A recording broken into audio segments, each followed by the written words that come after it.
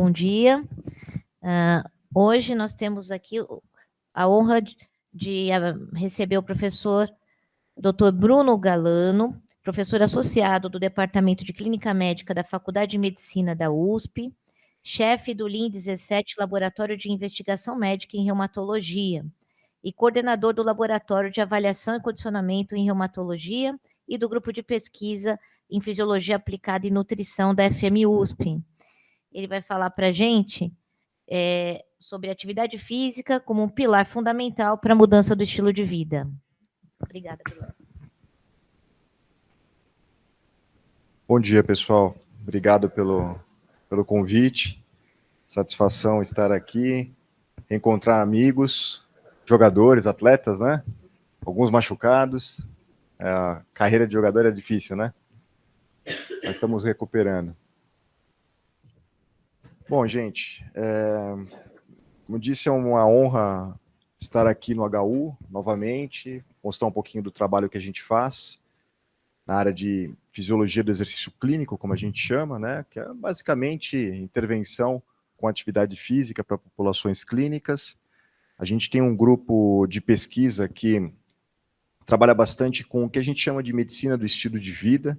Então, tudo que for fator preventivo para condições crônicas em especial, infecciosas também, no caso da Covid, mostrar um pouquinho para vocês o que a gente fez, ou comentar ao longo da apresentação.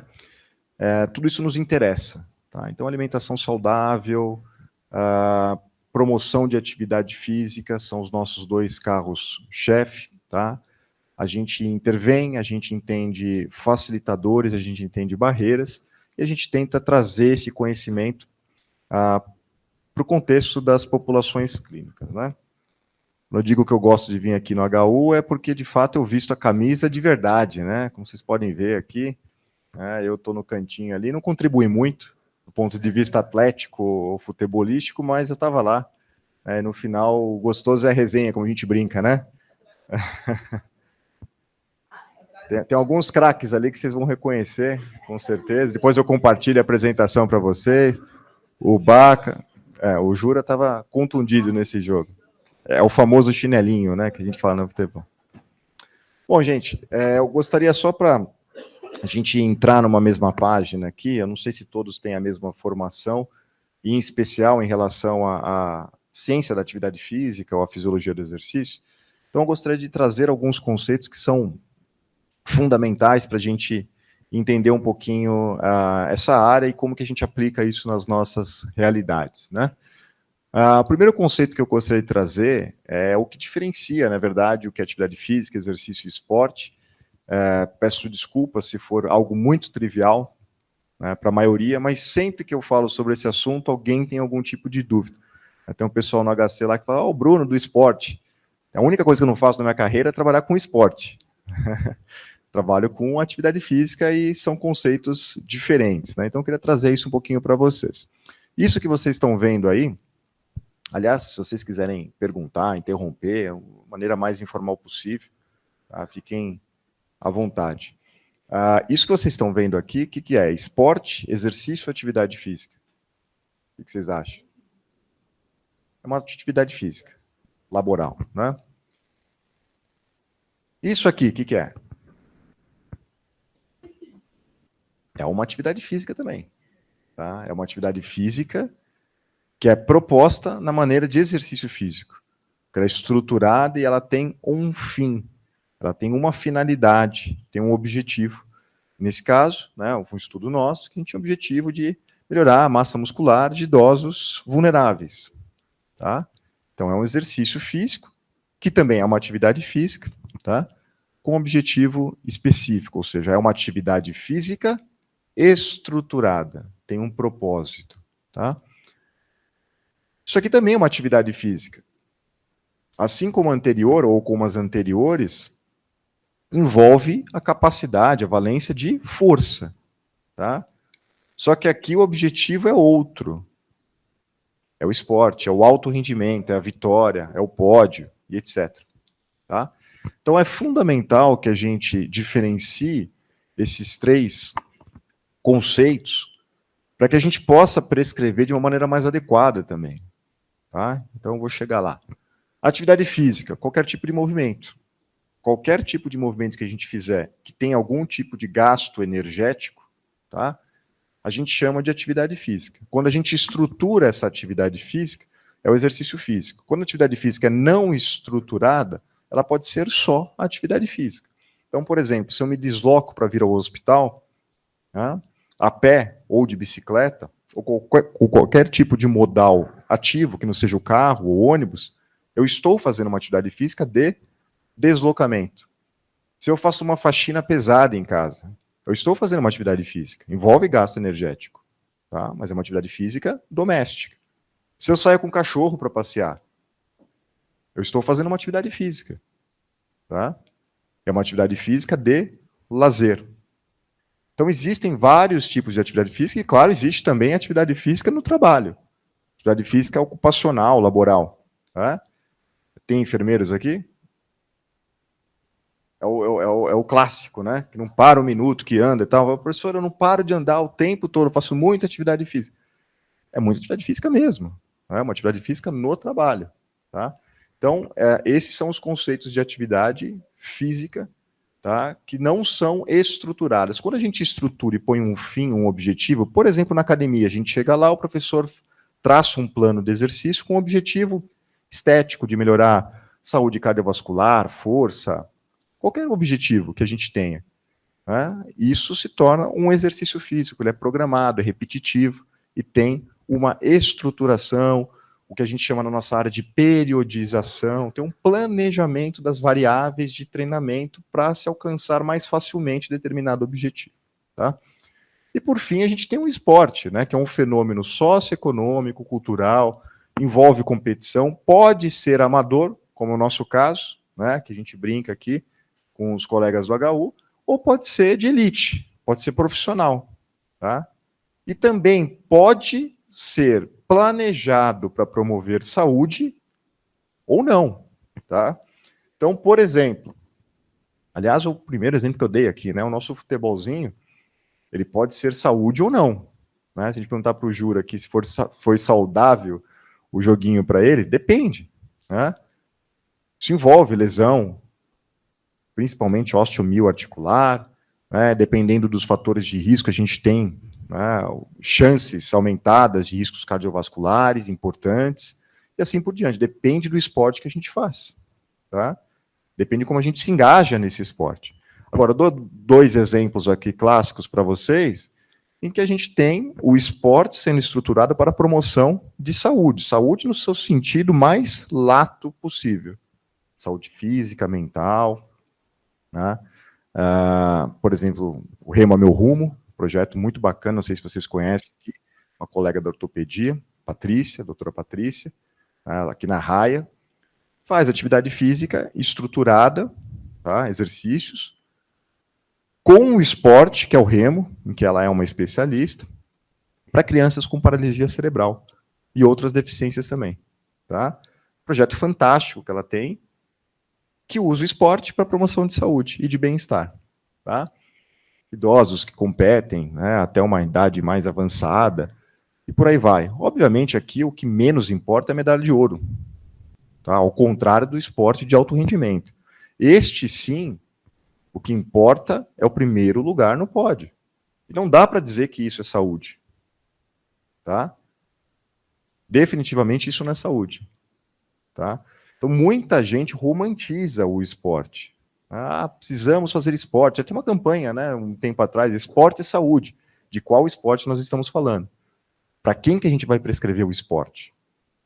Tá? Então, essas diferenciações são muito importantes para quando a gente for conversar com o nosso paciente e pensar qual tipo de atividade física a gente vai fazer. Porque quando a gente fala atividade física para a pessoa leiga, o que eles imaginam é isso aqui. Esporte, é treino, é competição. E não necessariamente isso é atividade física. Às vezes a atividade física, você pode inserir a atividade física na vida da pessoa com atividades não estruturadas. Tá?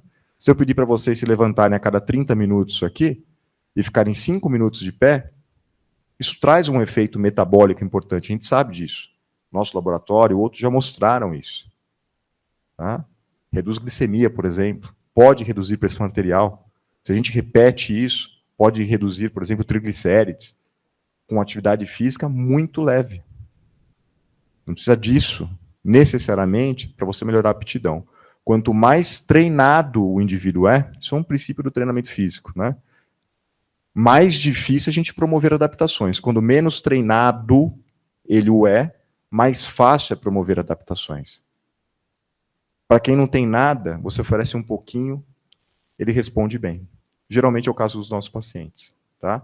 Ao passo que para a gente melhorar meio segundo no tempo do Usain Bolt, é quase impossível, porque ele já está no auge. Tá?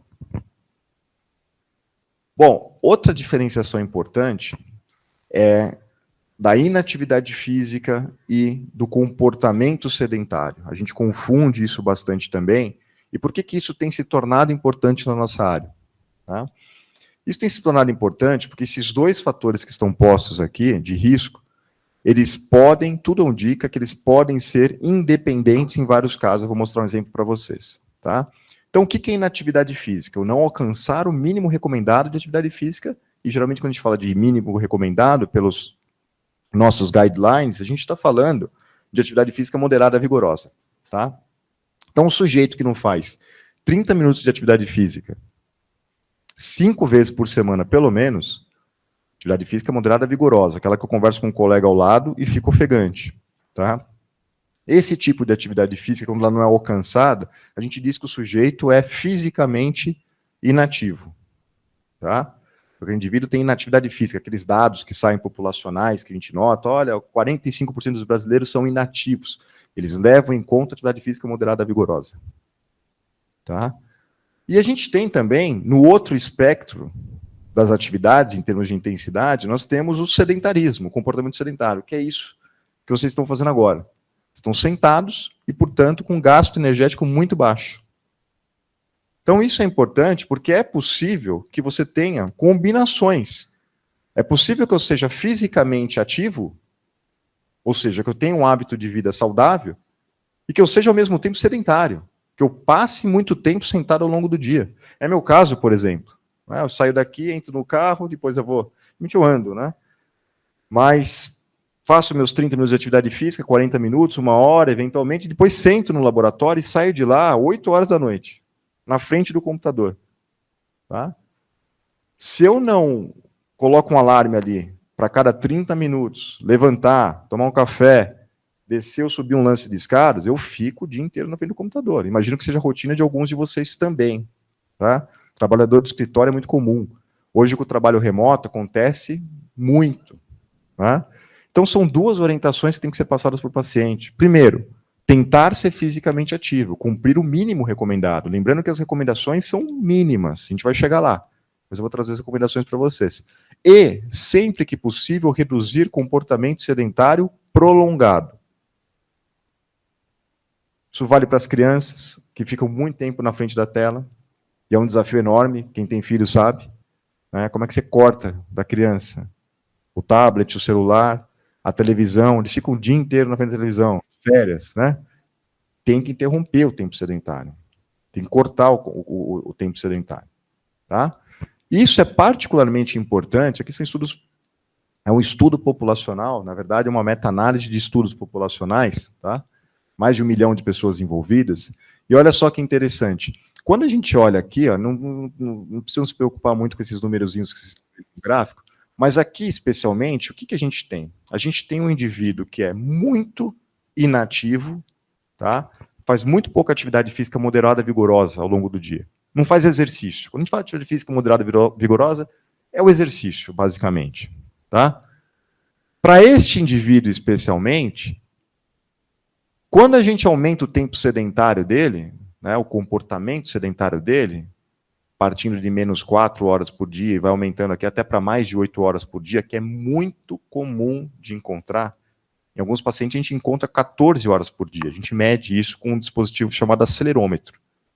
É um dispositivo que a gente coloca ou na cintura ou na coxa do indivíduo, ele fica 7 dias com esse dispositivo, tá? E ele dá a atividade física e o padrão de atividade física que esse indivíduo faz, que é o mais importante para a gente. Se é atividade física leve, moderada, vigorosa. Alguns ficam 14 horas por dia sentados, tá? Que eu falo que é um limite tóxico de sedentarismo, né? Então, notem como o risco aqui, nesse caso de mortalidade, aumenta, tá? Em proporção ao aumento de tempo sedentário. Isso acontece em especial para o indivíduo que também tem um outro fator de risco, que é a inatividade física. Se a gente pega aqui o indivíduo que é atleta, esses caras aqui fazem muita atividade física por dia. Muita. Tipo 1h30, 2 horas de atividade física moderada e vigorosa. Esse cara pode se dar o luxo de sentar mais tempo, sem aumentar o risco de mortalidade. Tá? O que remonta ao papel principal do sentar, que é descansar. Se o indivíduo faz muita atividade física moderada e vigorosa, ele pode sentar e descansar. Aliás, é até salutar que isso aconteça. O problema é a gente usar, né, da comodidade do sentar o tempo todo, né, sendo que não há essa necessidade, sendo que a gente não está cansado fisicamente. Tá? Então, são dois comportamentos de risco que existem, tá? E que é importante essa diferenciação, porque eles podem trazer efeitos nocivos independentes. Tá? E por que a atividade física é tão importante, gente? Basicamente, porque a gente consegue, a partir dela, melhorar capacidades. Tá? Nesse caso aqui, a gente tem uma capacidade cardiovascular. É um trabalho do grupo de Stephen Blair, um pesquisador importante, epidemiologista norte-americano, que mostra para vocês aqui em homens e mulheres, né, que são a capacidade cardiovascular é o fator mais importante, preditor de mortalidade, tá? Mesmo em comparação com outros clássicos que a gente tem aqui, hipertensão, colesterol alto, diabetes, né, tabagismo, obesidade, tá? Controles feitos, né, esses estudos são muito bem controlados, a capacidade cardiovascular, que geralmente é o tal do VO2 máximo, né, que você mede ou estima a partir do teste ergométrico, ou ergoespirométrico, tá? É um marcador de capacidade aeróbica, é um marcador importantíssimo preditor de mortalidade. E como que a gente aumenta esse negócio? Basicamente com treinamento físico, com atividade física, da importância da atividade física, tá? E a importância de se avaliar sempre que possível este marcador. Tá? É um marcador muito importante, preditor de desfechos ruins no geral, tá? E também por mortalidade por todas as causas. Força, tá? A gente sabe que a força é uma valência, uma capacidade importantíssima, também preditora de desfechos ruins. A falta de força é preditora de desfechos ruins, tá? Em especial nos idosos. Isso é um trabalho aqui publicado até que recentemente, né, que traz a flexão de braço, um exercício super simples, que você pode aplicar no consultório, na academia, né? Você não precisa de grandes equipamentos para isso, de grandes setups, laboratórios para avaliar esse marcador. Força de braço, né? Que é a flexão de braço, peitoral, etc. Aqueles indivíduos que têm a pior força de flexão, né, de braço, são aqueles que têm uma predisposição maior à mortalidade por todas as causas. Tá? Então, não só a capacidade cardiovascular, que a gente sabe que é um preditor importante de mortalidade, a gente também tem a força, que é um preditor importante de mortalidade, a gente precisa avaliar também. De novo, como que a gente trabalha com isso? Como que a gente propõe aumento de força? Como a gente propõe aumento de capacidade cardiovascular, respiratória, com exercício físico. Tá? Alguns conceitos importantes também, né, porque a gente acaba ouvindo, né, no consultório, na prática da pesquisa, enfim, uma das barreiras mais comuns que existe à atividade física é aquela pessoa que é refratária e fala, porque eu não respondo à atividade física. Tá? Isso é um mito na nossa área. As pessoas respondem de alguma forma à atividade física, porque o efeito da atividade física é sistêmico. A gente consegue capturar algum efeito da atividade física, tem vários estudos que mostram isso, quando a gente olha para diversos marcadores. Então, é possível que eu treine, não aumente, por exemplo, o meu VO2 máximo? Tá? É possível. Esse é um programa de treinamento físico, né, que objetiva melhorar a saúde geral dos participantes, e a gente nota aqui que, com dada a intensidade de treinamento, dada a carga de treinamento, tá, a gente tem uma taxa considerável de não responsivos quando a gente pensa em um único marcador, que é o consumo máximo de oxigênio, que eu falei para vocês que é um marcador importante. Pode acontecer? Pode. Pode ter gente que não responde e gente que responde até negativamente. Tá? Por diversos fatores que não dá tempo de eu entrar aqui. Tá? Mas, olha que interessante, se a gente aumenta a carga, a dose do remédio, digamos, tá? A taxa de responsividade diminui. Aqui eu dobrei a carga de treinamento. Certo? E se eu continuo aumentando, a taxa de não responsividade continua caindo. Tá certo? Então, se eu aumento a prescrição do exercício, a chance de eu encontrar mais benefícios aumenta consequentemente. Tá? E lembrando que aqui nós estamos olhando para um único desfecho. É comum, por exemplo, que eu olhe para o VO2 máximo e não veja alteração. É possível, pelo menos, que aconteça. Dependendo da carga do treinamento que eu estou propondo. Tá? Mas se eu olho, por exemplo, para os limiares, para recuperação de frequência cardíaca, né, para ficar em poucos parâmetros que a gente consegue extrair de um teste de ergospirometria, a gente nota a diferença. A gente nota melhor.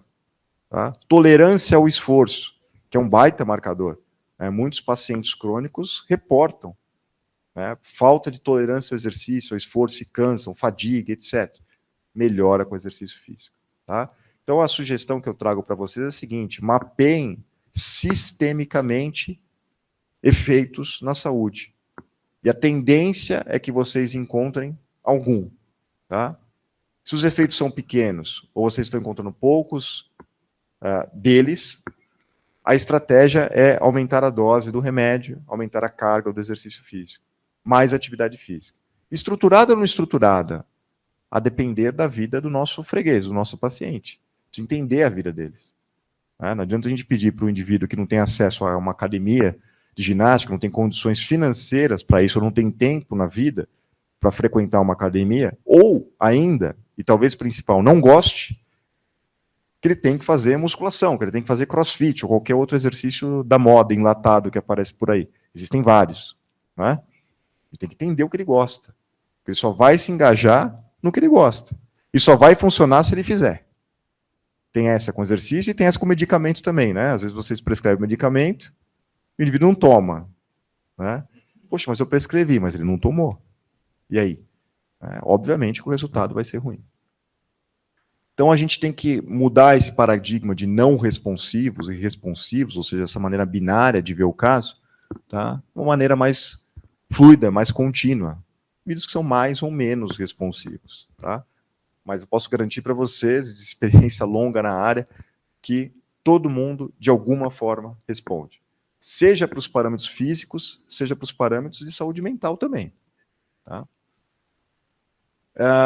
Isso não é terapia alternativa. Tá? O exercício físico não é uma terapia que a gente não conhece os mecanismos, não conhece, basicamente, como que funciona. A gente conhece e conhece bastante. Tá? E por que esse negócio funciona? Basicamente, quando a gente olha evolutivamente, como que os nossos antepassados hominídeos evoluíram e a sua relação com a atividade física, a gente nota aqui no período paleolítico, por exemplo, que a atividade física era fundamental para a sobrevivência, seja para caçar, para coletar, para fugir, para não ser predado. Tá? Então, nesse caso, a atividade física de alta intensidade, de curta duração, era fundamental para a sobrevivência. Quando a gente evolui ao longo da história, aqui no período da Revolução Agrícola, Neolítico, tá? A atividade física continua sendo fundamental. Tá?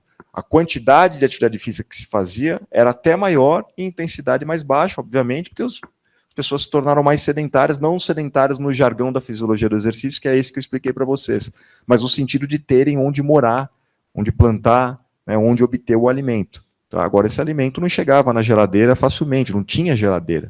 As pessoas precisam plantar, precisam coletar, né, e assim por diante. Tá?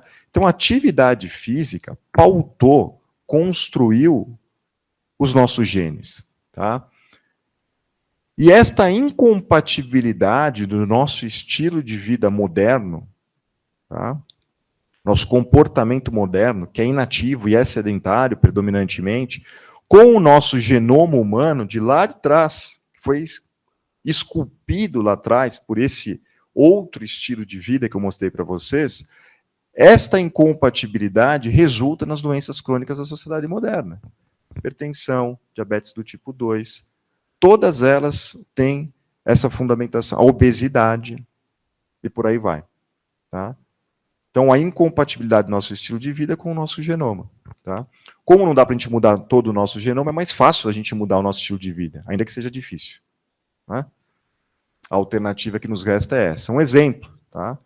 Imagino que todos conheçam o tal do GLUT4, proteína que fica lá internalizadas nas nossas células, em algumas células, por exemplo, no músculo esquelético. Quando a gente faz atividade física, o que acontece com o GLUT4? Ele se transloca para o sarcolema e capta a glicose. Não é isso? Uma proteína fundamental na captação de glicose. Existem vias moleculares que sinalizam para que o GLUT4 se transloque e capte o açúcar circulante. E assim a gente diminui a glicemia. Tá? Hoje nós temos drogas miméticas ao exercício. Já ouviram falar? Metformina, né, que tem até no bebedouro no hospital. Não é isso? E tem um efeito hipoglicemiante. O que está por trás disso? O mecanismo de ação, um dos mecanismos de ação, claro, é muito similar ao do exercício físico. Contração muscular melhorando a sensibilidade à insulina, translocação de GLUT4 captando glicose. Não à toa, quando a gente compara a mudança no estilo de vida pautada na inclusão de atividade física contra placebo ou até a metformina, isso aqui é um estudo clássico, né, publicado no New England, acompanhamento de 4 anos com pessoas com intolerância à glicose. E o desfecho aqui é, de fato, diabetes do tipo 2. Quem evoluiu para diabetes do tipo 2? Notem que a mudança no estilo de vida surte um efeito menor na incidência de diabetes do tipo 2. Tá? O mecanismo está posto. Não é algo mágico, não é algo alternativo, quer dizer, é fisiológico. Tá? E é isso. Né? Eu até trago esse conceito de um pesquisador americano chamado Frank Booth.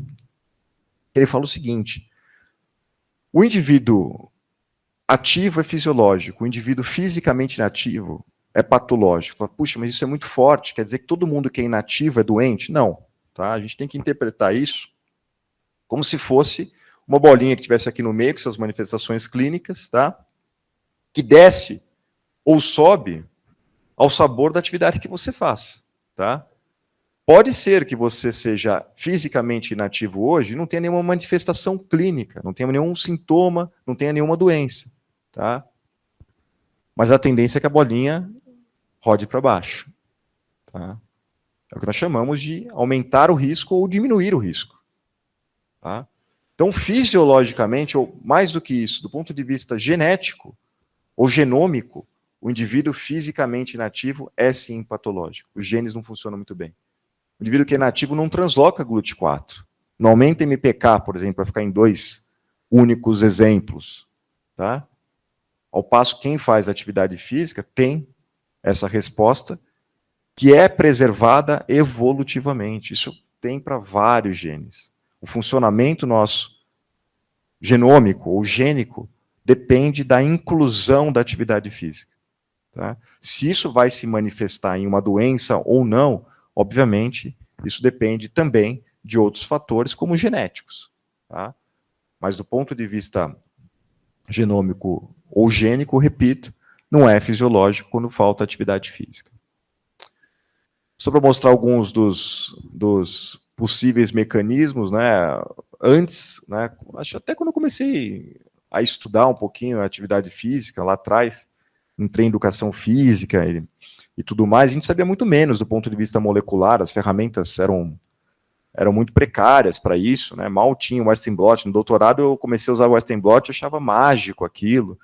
Era uma coisa de fronteira nas teses. Hoje em dia, você vai em qualquer laboratório, você encontra uma tecnologia de omics, que você varre tudo, você conhece genes, proteínas, transcriptomas, etc. Não era assim. Tá? Então, conhecia-se muito menos sobre os mecanismos do exercício, de uma caixa preta mesmo. Você sabia que fazer exercício melhorava a saúde, mas você não sabia o que tinha, né, por trás disso. Isso mudou bastante, né? Eu até faço essa analogia com o espírito animal de Descartes, né, que falava basicamente que tinha alguma coisa no nosso sangue que movia os nossos músculos, né, que era o tal do espírito animal. E na versão moderna, o espírito animal é tudo isso aqui. né? Essa sopa de letrinhas que nós descobrimos são moléculas que nós denominamos mioquinas, não sei se vocês já ouviram falar, ou myokines, né? Que são secretadas, ou quando são secretadas pelo músculo, ou no sentido mais genérico, exercinas, ou exerkines, que são moléculas secretadas pelo exercício que medeiam os seus efeitos terapêuticos ou adaptativos de desempenho. Tá? Nós já conhecemos uma vasta gama dessas substâncias, dessas exercinas, que têm papel sistêmico quase que hormonal. Tá? Paráctino, autócrino e também hormonal. Tá? Interleucina 6, por exemplo, que medeia inflamação. A gente sabe que o exercício físico promove secreção de interleucina 6, e a interleucina 6 não é daquele nosso paciente inflamado que a gente encontra na reumato ou no paciente crônico geral. Tá? É uma interleucina 6 que é secretada pelo exercício e que a sua secreção promove subsequente redução de TNF-alfa. Olha que interessante. Que é o marcador inflamatório, pró-inflamatório. Tá? Então, essa interleucina 6 é diferente daquela que vai do macrófago. Tem a origem no macrófago, que é pró-inflamatória. Esta é anti-inflamatória. Olha que interessante. Então, ela é tida também como uma exercina, uma das primeiras a serem descritas como tal. Tá? Obviamente que isso gera uma corrida na indústria farmacêutica. Né? Nós temos exercinas aí, secretadas naturalmente pela atividade física. Vamos ver se a gente consegue, né, com essas exercinas, trazê-las para um potinho e a gente prescreve. É muito mais fácil do que mudar comportamento. E eu não tenho a menor dúvida que isso é verdadeiro. Né? Seria muito mais fácil. Eu tomaria um desse de manhã, um à noite, e ficaria super feliz.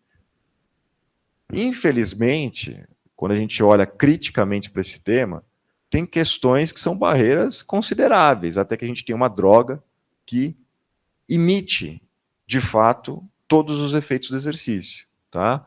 Primeiro, quais seriam os custos disso? Sair por aí caminhando, né, às vezes é mais barato do que usar automodal, né, qualquer. Né? Para mim, pelo menos, tem sido muito mais barato não ter carro, que é o que eu faço, do que é a minha vida nos últimos 10 anos. Né? É muito mais barato. Tá? Não tem custo você andar, você caminhar, você fazer atividade física. Tá? Segurança. Qual a segurança de uma droga como essa? Nós não sabemos, não temos dados sobre isso. Ao passo que o exercício físico é muito seguro. Tá? Mas mesmo o treino intenso? Sim. Desde que a gente tenha um clearance adequado, o que a gente chama de exame pré-participação, a gente vai chegar lá, é muito seguro. Tá? A chance de você ter um evento adverso grave é muito, muito, muito raro. Tá? Efeitos sistêmicos, a gente tem a metformina, que imita muito bem o exercício no sentido de captar glicose, mas e todos os outros efeitos do exercício? Cardiovasculares, anti-inflamatórios, anti-obesidade, etc, etc, etc. Saúde mental e por aí vai. Tá? Uma droga só que faça tudo isso é bastante complicado. Tá?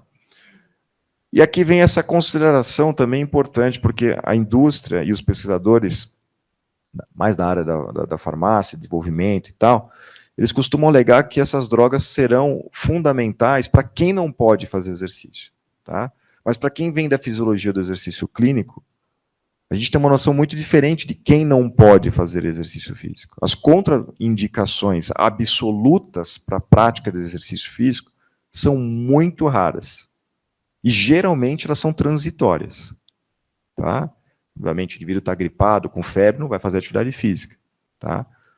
Ora, o indivíduo tem uma hipertensão, controla e volta a fazer atividade física. O indivíduo está com a hiperglicemia descontrolada, controla e volta a fazer atividade física. O indivíduo tem uma condição muscular, alguma atividade física ele pode fazer.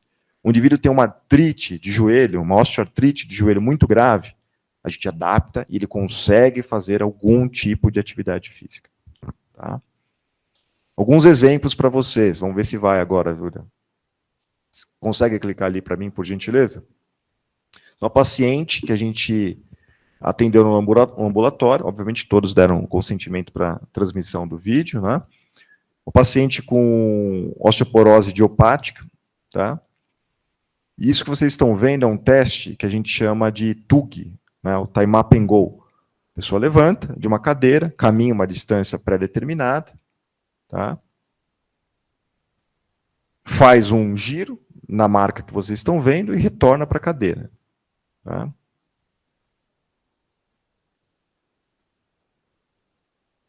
Notem a dificuldade. Né? A gente marca o tempo, obviamente, quanto menor o tempo para se percorrer essa distância, melhor a função do paciente. Tá?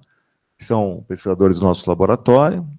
A gente tem esse laboratório que fica dentro do Hospital das Clínicas, eu não falei para vocês, né? O Laboratório de Avaliação e Condicionamento em Reumatologia.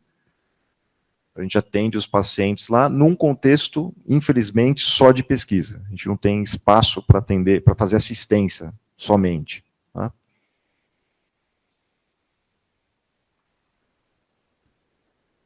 Acho que pode passar, Jura, por favor. Vocês viram a dificuldade, tá? Essa paciente, ela passa por um programa de 3 meses de exercício físico. Eu não vou nem dar os detalhes para vocês. O detalhe, imaginem, fechem os olhos, imaginem aquele programa de musculação que vocês têm na academia, do lado de casa.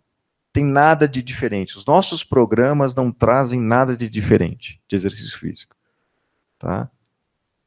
Eles têm controle de carga, eles têm progressão, quer dizer, tudo que manda a fisiologia do exercício. Tem nada de diferente, porque geralmente a gente quer que as pessoas façam depois. A gente traz algo muito esdrúxulo, as pessoas não conseguem repetir, o que a gente chama de validade externa do protocolo. Tá? Então, os protocolos são super comuns. Exercício físico de musculação, atividade físicas aeróbias, programa combinado, aeróbio e força.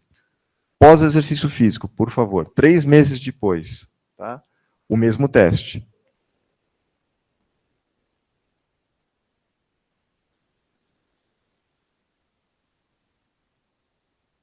Dá para notar uma clara evolução de função. Tá?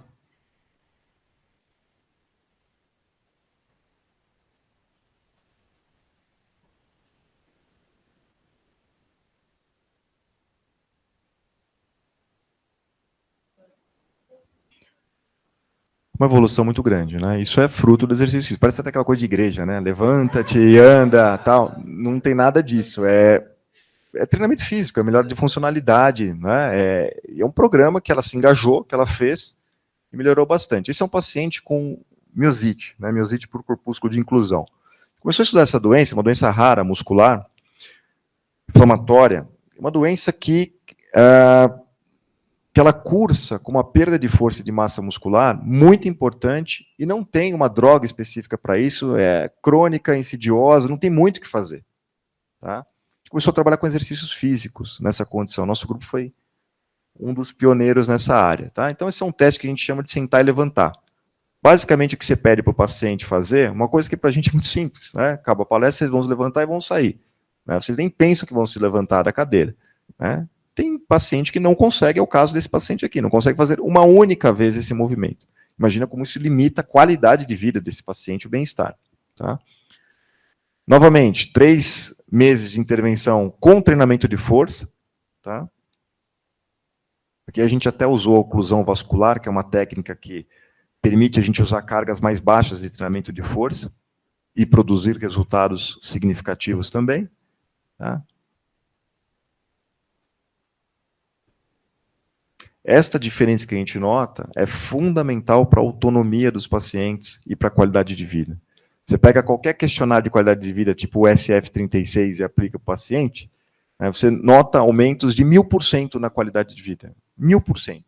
Né? Não é coisinha boba que você pega lá estatisticamente. Por isso que eu aprendi a trabalhar com atleta. Né? Atleta, você trabalha para você melhorar meio segundo.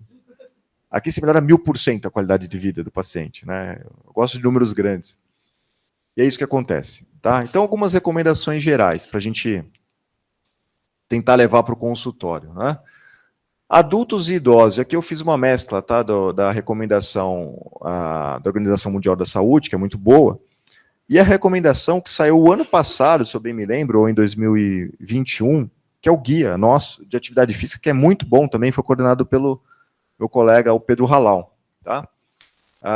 Então eu faço uma mescla. Aqui tem pequenas diferenças, mas no geral a fundamentação e as recomendações são muito parecidas. Tá? Então, adultos e idosos, mínimo de 150 minutos de atividade física moderada, isso aqui, moderada vigorosa, 30 minutos de atividade física 5 vezes por semana.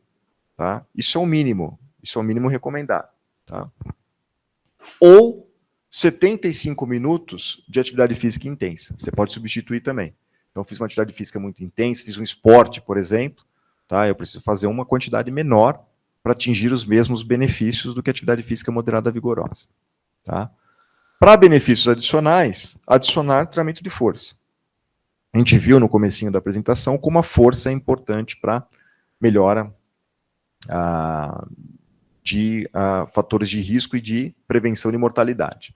Limitar o tempo sentado prolongado. Nós não temos um número claro ainda. Os estudos não proporcionam um limiar. Olha, a partir disso se torna tóxico, que é o termo que eu usei aqui. Tá? Limite, sempre que possível, quebre, que é o termo que a gente usa na nossa área, o tempo sedentário prolongado. 1 hora sentado, tá? 1 hora sentado, levante-se pelo menos 5 minutinhos, faça uma caminhada leve, tá? Volte a se sentar. Tem alguns estudos que mostram que para você ter um efeito ainda melhor, tá? Não sei se vai caber vocês fazerem isso no hospital, na rotina de vocês, mas no escritório, por exemplo, já vi gente fazendo, né? Tem pessoas que estão tentando implementar isso, que eles chamam de snack de atividade física. O indivíduo se levanta e sobe e desce um lance de escada muito rapidamente, tá? Ou faz um agachamento isométrico, quer dizer, essas quebras do comportamento sedentário surtem efeito, e quando eu falo que surtem efeito, eles surtem efeito imediatamente, agudamente. A gente tem esses protocolos no laboratório. Traz o paciente e deixa 8 horas com a gente no laboratório. Numa condição, ele fica 8 horas sentado. Na outra, ele vai quebrando o comportamento sedentário. Quando ele quebra o comportamento sedentário, melhora naquele dia, tá? Naquele único dia, reduz a inflamação, tá? As toxinas pró-inflamatórias, melhora as anti-inflamatórias, aumenta as anti-inflamatórias, reduz glicemia, reduz insulinemia num único dia. Num único dia. Tá? E esses efeitos são, obviamente, somativos. Tá? Idosos, atividades extras são fundamentais, exercícios funcionais de equilíbrio e propriocepção, evidentemente, para evitar queda, fratura. Tá? Estas recomendações se aplicam a pacientes com doenças crônicas. Eles não vão quebrar se eles fizerem atividade física. Muito pelo contrário. Há de se haver uma mudança de paradigma na prática. Isso na ciência já houve. Esses pacientes precisam se engajar em atividade física, porque os benefícios são muito grandes. Tá? Pessoas com deficiência, a mesma coisa. Obviamente, há ajustes necessários. Tá?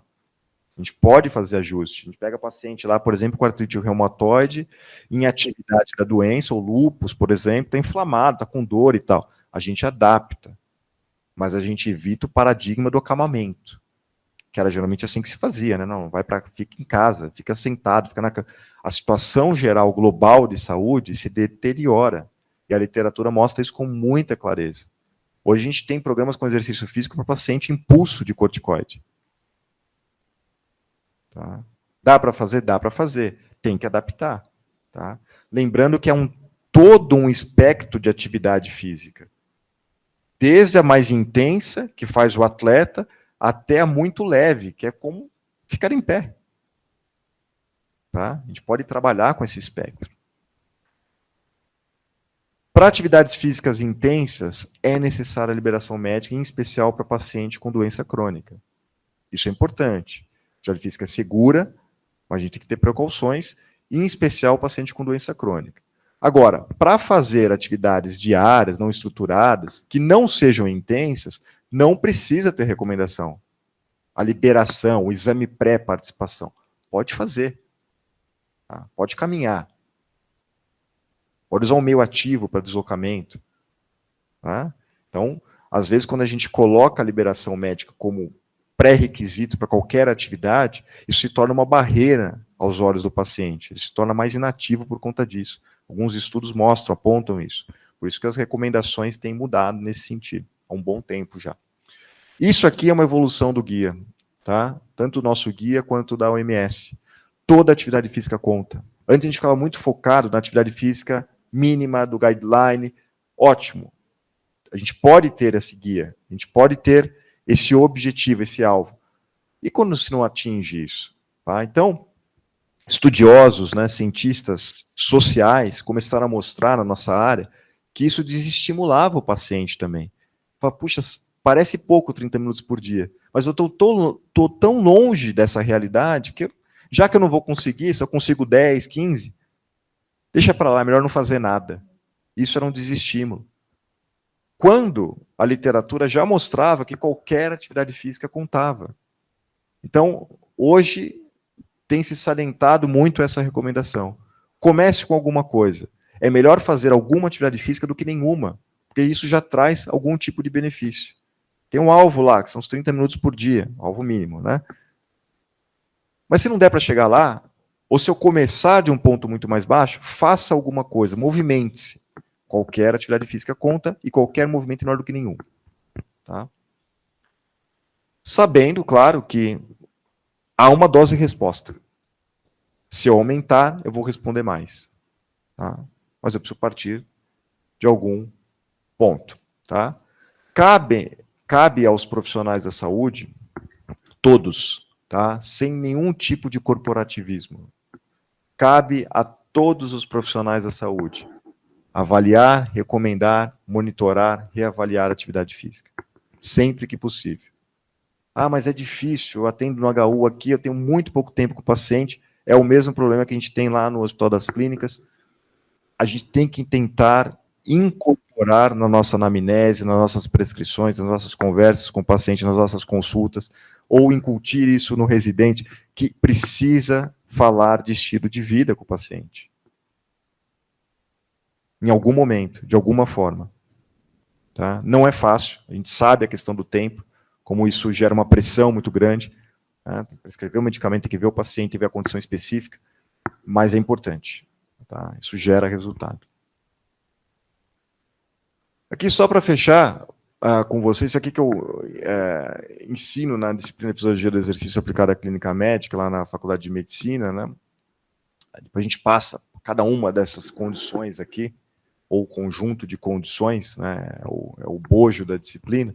Né, o exercício é um tratamento, em algumas dessas condições, de primeira escolha, tá, para várias condições clínicas. Então, primeira escolha para diabetes tipo 2, hipertensão, aterosclerose, osteoartrite de joelho, ou seja, são recomendações baseadas em evidência, tá, para o exercício físico como um agente terapêutico de primeira escolha. Tá? A gente precisa conhecer mais essa ferramenta terapêutica, ela é muito poderosa. Tem que expandir esse conhecimento. Infelizmente, eu tenho, na Faculdade de Medicina, que é a minha casa lá, uma disciplina de um crédito para tratar de todo esse assunto. É muito pouco. Tá? Depois, o pessoal que vai para a medicina esportiva, alguém que se engaja, que gosta mais do tema, acaba tentando se aprofundar. Nós estamos fazendo uma pesquisa hoje para entender o que os médicos conhecem de atividade física e como eles prescrevem atividade física. Qual a conduta em relação à atividade física? Porque nós temos visto uma dificuldade muito grande conceitual, né? Porque não tem nenhum momento da formação da grade, disciplinas, treinamento técnico para isso. Né? Quando você não tem treinamento daquilo, você não prescreve, obviamente. Né? Então falta propagandista para atividade física. Né? E para alimentação também. Né? A gente está fazendo o mesmo estudo com o Guia Alimentar para a População Brasileira, conhecimento e conduta. Tá? Acho que essa é a mensagem, né? Se vocês tivessem em mãos uma ferramenta capaz de tratar, né, diversas condições crônicas, né, vocês não usariam? Não? Certamente sim. Quem não prescreve, obviamente, não prescreve porque não conhece. Quando passa a conhecer, prescreve. Né? Eu vivencio isso muito de perto e é muito gostoso, do ponto de vista pessoal mesmo. Né? A gente faz o trabalho lá com o pessoal da pediatria, que é super entusiasmado. Saiu o trabalho publicado, no dia seguinte, no ambulatório, eles estão prescrevendo para a molecada. Tá? Como que o médico não gosta de atividade física? Adora, o médico gosta de tudo que faz bem para o paciente. Tá? A gente precisa comunicar melhor, precisa trazer esse conhecimento de uma maneira mais clara. É isso, gente. Obrigado.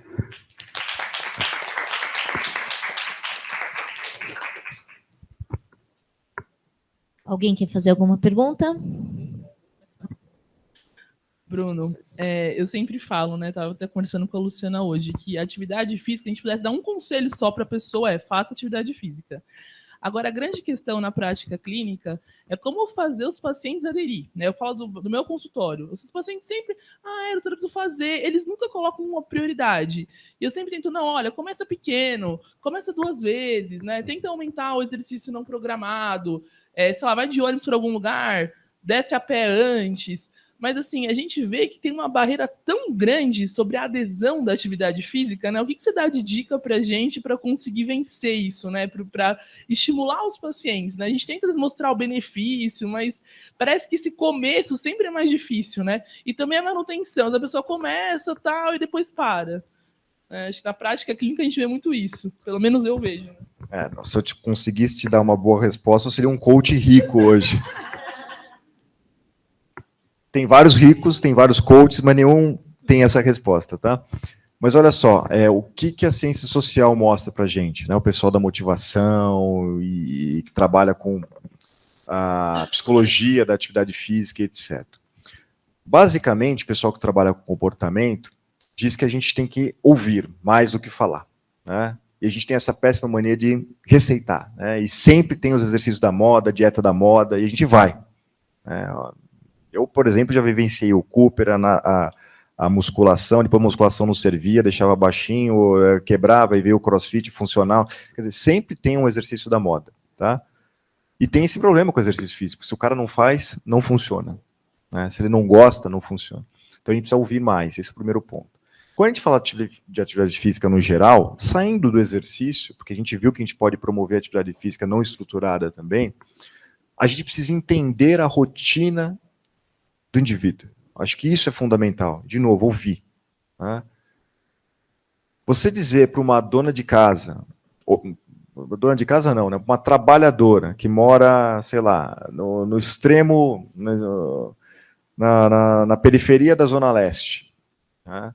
Que tem 2 filhos, mãe solo, periférica, né? Tem 3 empregos, que estuda, que ela tem que ir para a academia, ela vai olhar para sua cara e vai dar risada. Como ela vai ser respeitosa, ela vai falar, tá bom, doutora, eu vou tentar. Tá? Não vai acontecer. Então, entender a rotina das pessoas é fundamental para a gente inserir a atividade física de maneira racional, que faça sentido para essa pessoa. Tá? Já vi colegas falando, poxa, desça um ponto antes de casa, é tão simples. O indivíduo mora em Belino Matarazzo. Se ele desce às 11 horas da noite, quando ele volta da faculdade, um ponto antes de casa, ele não chega em casa. Né?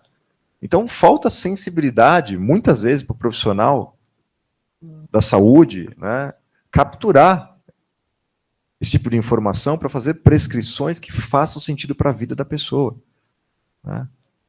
O que você faz? Eu trabalho no escritório o dia inteiro. Opa, legal. Você tem a possibilidade de repente, se levantar a cada meia hora? É algo factível. Tá?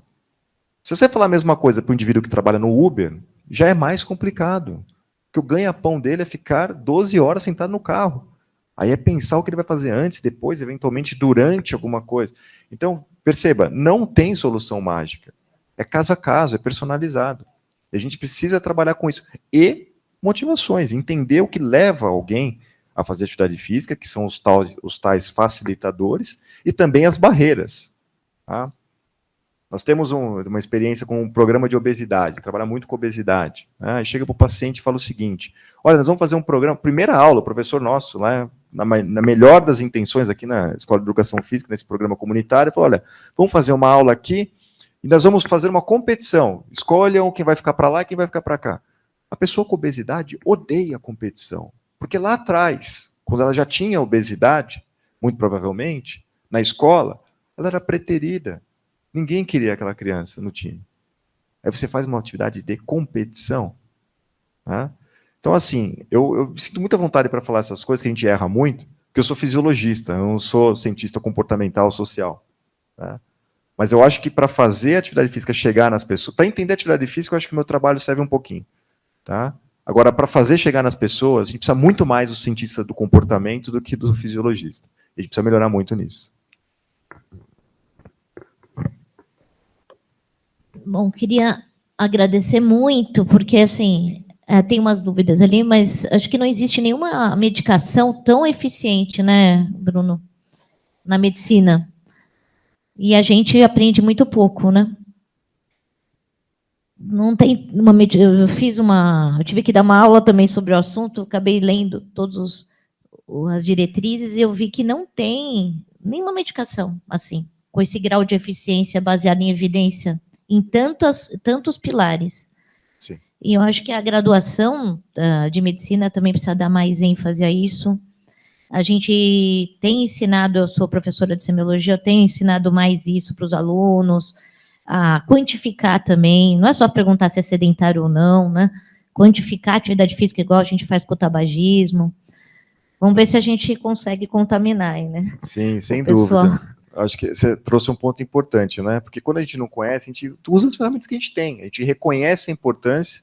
Então, um estudo que a gente fez com médicos da Reumato, né, esse especificamente, foi o primeiro que a gente foi tentar entender o que as pessoas conheciam de atividade física, como, né, como interpretavam, como o que elas pensavam de atividade física. Foi interessante que 95%, se não me engano, 94%, dizia que a atividade física era benéfica para o paciente. Adorava a atividade física. Eu amo a atividade física. Era basicamente o que eles diziam. E quando você avaliava o conhecimento dessa pessoa sobre atividade física, né, de uma provinha de 0 a 10, eles tiravam 2, 3. Tá? Então, de novo, falta formação. Né? Avaliar a atividade física. Eu disse aqui para vocês que é importante avaliar, mas eu não expliquei para vocês como que se avalia a atividade física. Obviamente, tem uma sistematização para isso. Tem gente na nossa área que só estuda isso, avaliação de nível de atividade física. Né? Então, a gente precisa disseminar realmente esse conhecimento, né? Porque senão as coisas ficam tortas realmente. Né? Há evidência para a prescrição da atividade física, para avaliação e etc. Tá? Mas para a gente transpor isso para a nossa realidade, para a nossa prática clínica, obviamente a gente tem que carregar essas evidências. Né? Não dá para a gente fazer na orelhada, cada um achando que prescreve atividade física da maneira que acha melhor. Né? E só falar para fazer atividade física, que essa que eu até mostrei para vocês, por questão de tempo, né? O que eu trouxe uma visão para vocês aqui é uma visão bem míope do tema, né? Que é uma visão medicalizada. Tá? Hoje a gente já sabe que o indivíduo que se engaja mais na atividade física não é por esse tipo de dado, não, por esse tipo de evidência. Eu vou fazer atividade física aqui porque daqui a 14 anos eu não vou ter aterosclerose. Não é por isso que ele se engaja. Ele se engaja num programa de atividade física, de novo, graças ao conhecimento trazido pelos colegas cientistas sociais, ele se engaja em atividade física pelo prazer de agora, do momento. Então o indivíduo faz, gosta. Pô, me senti bem, estou sentindo legal, hoje o dia está rendendo mais, é por isso que ele continua engajado na atividade física. Não é porque subiu ou desceu 1 milímetro de qualquer tipo de substância no nosso sangue. Tem alguma pergunta do chat? Não.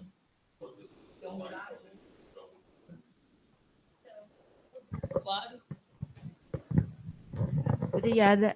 Bom dia. Bom dia. Meu nome é Lídia, eu sou residente de terapia ocupacional. E o FAT foi muito bom te ouvir falar, então agradeço pela aula.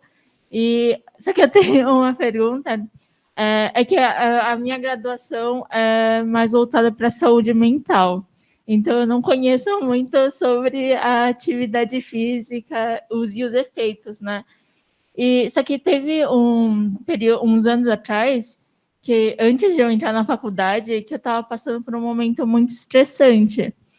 E aí eu passei no psiquiatra, né? E ele falou, você faz atividade física? Eu falei, eu faço. Eu ando todo dia, uns 5 quilômetros por dia, para ir para o cursinho que eu estava fazendo, né? E aí ele falou, mas isso não é a mesma coisa. Porque andar para ir para um lugar não é a mesma coisa que fazer uma outra atividade, né? E aí eu queria perguntar como você vê os efeitos, até fisiológicos, assim, essa diferença de você, por exemplo, para ir para os lugares, a gente para no farol, né? Tem aqueles estímulos externos, né? Enquanto que fazer uma atividade física focada traz outros benefícios, né? É um outro tipo de estímulo. E aí eu queria perguntar um pouquinho sobre como você vê essa questão, assim. É interessante sua questão. Do ponto de vista biológico, o que eu falei aqui faz um pouco de sentido, tá? Qualquer tipo de atividade física, estruturada ou não estruturada, tende a responder biologicamente, tende a gerar respostas biológicas similares. Tá? Exceção ocupacional, e talvez a gente converse depois da apresentação para não levar muito tempo nessa resposta, tá? Mas o que você falou do ponto de vista da saúde mental, aí sim o seu psiquiatra tem toda a razão, né? Quando você procura uma atividade física que te dá prazer, e não necessariamente caminhar para o trabalho te dá prazer, a mim dá, tá? Eu gosto, às vezes eu faço até reunião, marco reunião no período da caminhada, quer dizer, é super produtivo para mim e me traz prazer, só de eu não estar no carro. Mas não sei se para você é um estresse, ter que andar, enfim, pode ser perigosa a região que você anda, enfim. O que ele quis dizer para você, eu imagino, é que você deva procurar uma atividade física que realmente tenha o propósito de te dar prazer. Lembra que o exercício é estruturado para um determinado fim? Nesse caso, era para te dar algum tipo de prazer. Né? E aí, com muita tristeza, eu vejo alguns colegas da área falam, puxa, você vai fazer yoga? Yoga é muito pouco intenso, não vai servir para nada para você. Qual é o objetivo? Se o objetivo, por exemplo, é você buscar redução de estresse, não tem nada mais interessante do que yoga. Não tem nada mais interessante do que yoga. Poxa, mas aí, para o estímulo da massa óssea, eu preciso de força de regulação do solo, para ter impacto. Não é essa atividade física que vai ter esse objetivo. Tá? De novo, não existe na nossa área o tal do one size fits all. Né? É essa atividade física aqui enlatada que eu te vendo que vai fazer o bem para a humanidade. Né? E no seu caso, especificamente, acho que é essa mensagem que ele quis te passar. Busque algo que te desestresse, tá? Porque a atividade física também tem esse papel documentado. Existem evidências muito boas que a atividade física tem um papel muito importante na melhora do humor, autoconfiança, autoestima, redução de estresse, melhora de saúde mental como um todo. Tá? Então, acho que foi mais nesse sentido, realmente. Imagina. Mais um atleta aí, ó, presente. Bom dia, Bruno. Prazer. Parabéns pela aula. Craque no campo e craque na aula também. Tem uma pergunta, uma curiosidade. Esses atletas de fim de semana que praticam atividades uma vez por semana, existe algum risco, assim, do ponto de vista clínico, fisiológico, esse que bate aquela pelada no final de semana e acha que está praticando uma atividade regular, né? A minha curiosidade. Vocês viram que é uma pergunta pessoal que ele fez, né? Então, na verdade, tem um risco aumentado, sim, tá? E dependendo da intensidade que você for praticar o seu esporte, se é algo muito esporádico, é perigoso, tá? Aumenta o risco consideravelmente de você ter uma morte súbita, por exemplo. Isso a literatura mostra com bastante clareza também, tá? O que é diferente de você fazer uma atividade mais moderada. Então, eu consigo fazer uma vez por semana, ter um lazer de ir ao parque com meus filhos e com o cachorro. Então, eu escolhi fazer um lazer ativo. Eu não vou para o cinema ficar sentado comendo pipoca. Eu vou para o parque, para o Ibirapuera, ter um dia de atividade. Um dia ativo com a minha família. Não tem problema nenhum. Você pode fazer isso. Não precisa nem de um clearance médico para isso. Aliás, eu estimulo que o faça.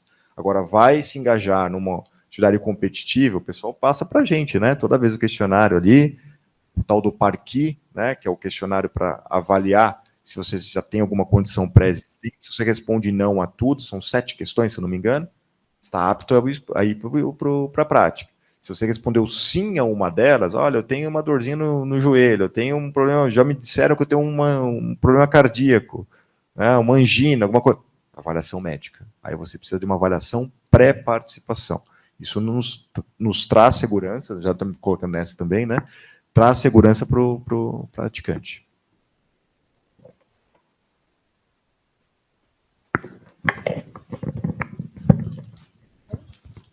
Então, muito obrigada.